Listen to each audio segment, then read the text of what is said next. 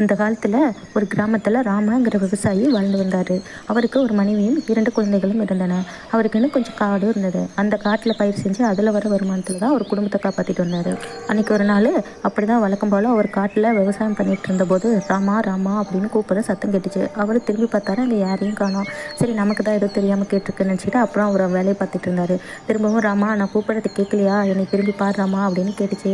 இவருக்கு ஒரே ஆச்சரியம். திரும்பி பார்த்தாரு, அங்கே யாருமே இல்லை. பார்த்துக்கிட்டே நின்னாரு.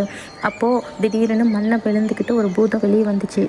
ஆனால் இதை பார்த்ததும் ராமர் கொஞ்சம் கூட பயப்படவே இல்லை. ஏன்னா இது அந்த காலம் அல்லவா, அதனால் நிறையா தாத்தா பாட்டி சொன்ன கதையெல்லாம் அவருக்கு ஞாபகம் வந்தது.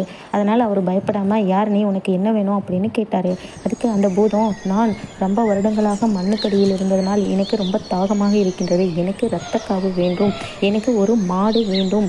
அதை நீ தந்தால் நீ என்ன கேட்டாலும் என்னால் தர முடியும் என்று கூறியது. சரி, அப்போ நான் உனக்கு ஒரு மாடு தரேன், ஆனால் நீ எனக்கு என்ன தருவா அப்படின்னு கேட்டாராம. உனக்கு ஒரு பானை நிறைய தங்க வைர ஆபரணங்களை நான் தருகிறேன் என்று சொன்னது. இந்த விவசாயி ராமனும் அன்று இரவு ஒரு மாட்டை கொண்டு வந்து அந்த இடத்தில் கட்டிவிட்டு சென்று விட்டார். அடுத்த நாள் காலையில் வந்து பார்த்த பொழுது அந்த பூதம் சொன்னது போலவே தங்க வைர நகைகள் ஒரு பானை நிறைய இருந்தது. ராமர் அதை ஒரு துண்டால் மூடி எடுத்துக்கொண்டு போய் வீட்டில் வைத்து தன் மனைவி மகளிடம் காட்டிக்கொண்டு சந்தோஷமாக இருந்தார். திடீரென்று, யோ எந்திரியா எந்திரியா, என்ன தூங்கிட்டு இருக்கிற, பொழுது விடிஞ்சு போச்சே, வயல்வெளிக்கு போக வேணாமா, எந்திரிச்சு போயா, சீக்கிரம் எந்திரியா அப்படின்னு சொல்லி கத்துற சத்தம் கேட்டுச்சு ராமருக்கு. திடீர்னு ராமன் கண்ணை முடிச்சு பார்த்தப்போ தான் தெரிஞ்சது இதெல்லாம் வெறும் கனவு என்று.